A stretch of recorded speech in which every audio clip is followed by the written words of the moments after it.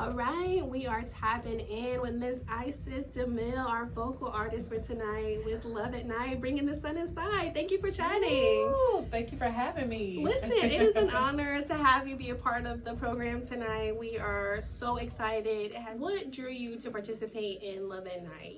Kwaku reached out to me for the Love at Night series, and also knowing that this is the inaugural event. It is. All of my music just is about love. Like, I want to, show love, exude love, and inspire people. And so it felt just in alignment with where I am right now. Just sharing love.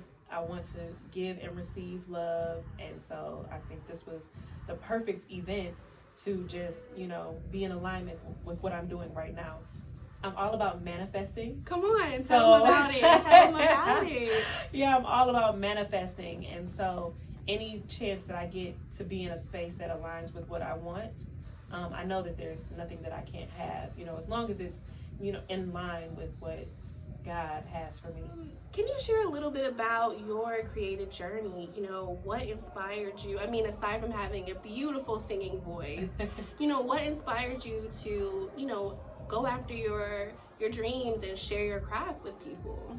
What's so interesting, so both of my parents are jazz musicians, and a lot of people don't know that, but they're both jazz musicians. And have you ever heard of like where there is a family of somethings, right? Like 100%. A family of somethings, and then they have a child and they're like, you're going to be this something too. Mm-hmm. Like if they're all doctors, you're going to be a doctor too.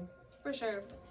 I felt like my parents were forcing me to be a musician. Mm-hmm. Like, we're musicians, you will be a musician. Like, no, I'll do anything else. Wow. Like deep sea, deep water, basket weaving, whatever, I'll do anything. But if things are for you, they're for you. They won't miss you. And I kept being presented with opportunities to sing, to be in music, and not opportunities that my parents didn't have to force me to be in. Like, I was finding them myself, or they were finding me. And one day I had to just sit and realize, like, you love music. You want to share your voice with the world. And yeah, so once I let go and started walking into my calling, walking on that path, that's when I was just like, okay, cool.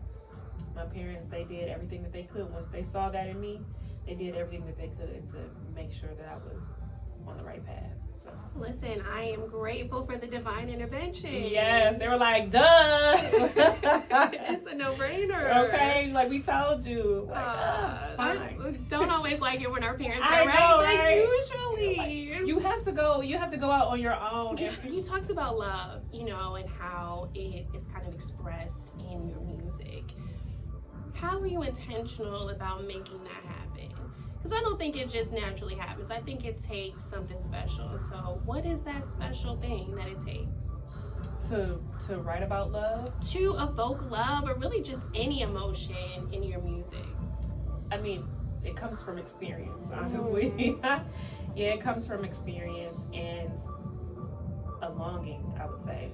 So I write, the first song that I did tonight was Cry For Me.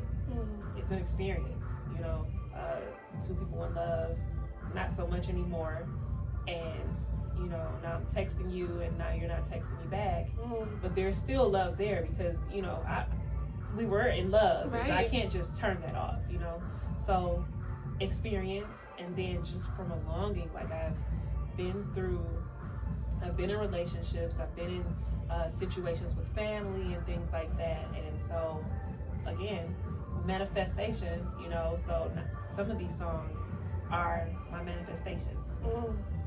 That's beautiful. This is what I want to experience, this is what I want to receive, and maybe you do too, maybe somebody listening wants the same thing, and this encourages them to, go out there and live boldly and, not be afraid to love and receive love and give love. You know what I'm saying?